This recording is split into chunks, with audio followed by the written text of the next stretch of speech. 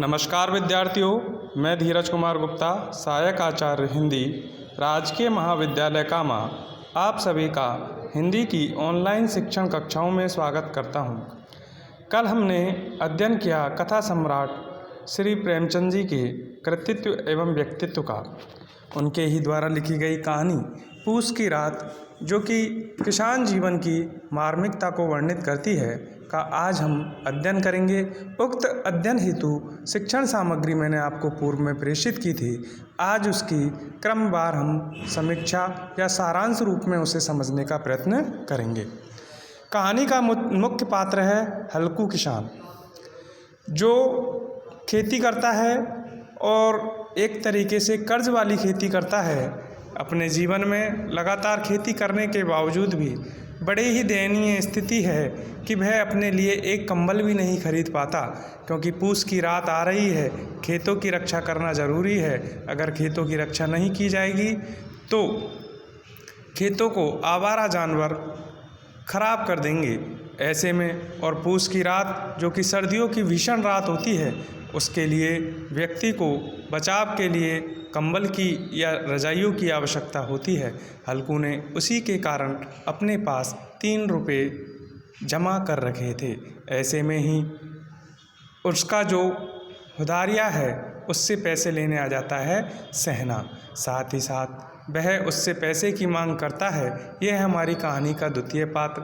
अब आता है हमारी कहानी का तृतीय पात्र, उसकी स्त्री, जिसका नाम है मुन्नी, जो कि घर में झाड़ू लगा रही है। सहना हल्कू से पैसे मांगता है।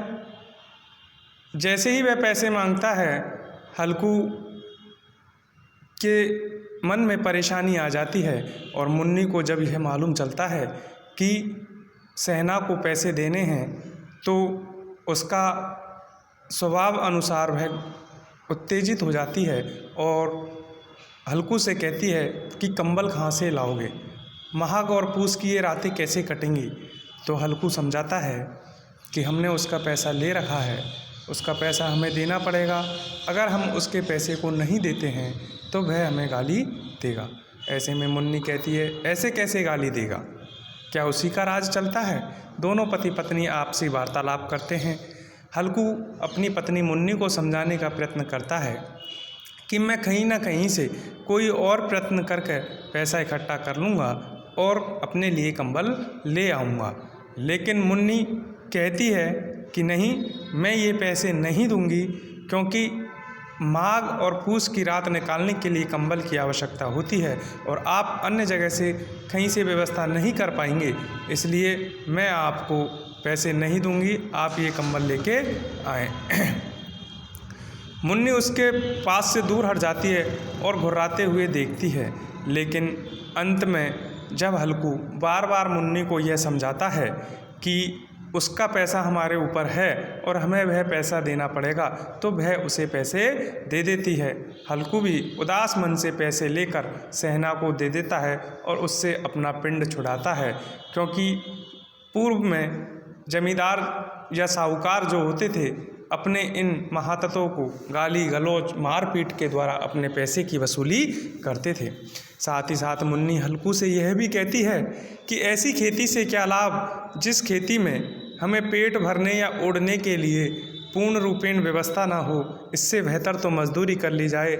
हम रात दिन खेती करें और मेहनत करें, इस ठंड को झेलें, और उसके बावजूद जब पैदा या उपज आती है तो वह देनदारी में ही चली जाती है। इससे बेहतर तो आप ये खेती छोड़ दें और आप किसी प्रकार की मेहनत मजदूरी करें, जिससे भला हमारा परिवार का पालन पोषण तो हो जाएगा। इस प्रकार कहानी के प्रथम अंक में दोनों ही पति पत्नी के माध्यम से हमें मालूम चलता है कि तत्कालीन समाज में खेती कर रहे किसान की कितनी दयनीय और मार्मिक स्थिति थी कि किस तरीके से वह अपने परिवार का जीवन गुजारा चलाता था। यह तत्कालीन समाज को प्रदर्शित करने वाली या किसानों की बदहाली को प्रदर्शित करने वाली प्रेमचंद की कहानी थी। आज के लिए इतना ही। इसके द्वितीय अंक का अध्ययन हम कल करेंगे। धन्यवाद।